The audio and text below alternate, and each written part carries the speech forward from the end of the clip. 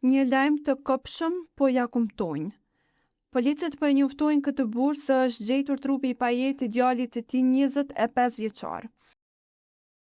E pavarësisht dhimbjes, i ati Ilirim Ruhanit mbahet i fortë derisa merr ngushëllime të para nga familjarët që i qëndruan afër për këto 2 ditë.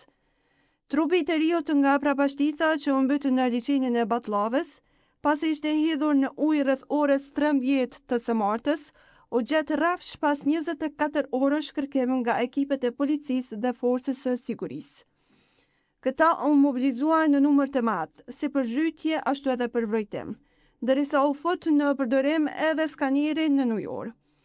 Mirëpo, pavarësisht se trupi u nxorr në orën 13, ekipi i Institutit të Mjekësisë Ligjore arriti në vendin e ngjarjes tek 1 orë më vonë.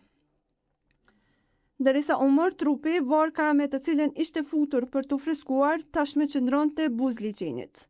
Pasi trupi u nis me këtë furgon për t'u kryer obduksioni, pas t'i shkuan edhe ekipet e mjekësisë ligjore, forcës së sigurisë e emergjencës.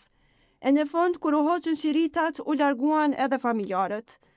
Gjatë gjithë kohës, mediat provuan të kontaktojnë me familjarët, por edhe me ekipet që ishin në teren, por asnjëra palë nuk pranoi të deklaruaj publikisht për rrethana të mbytjes së 25 vjeçarit.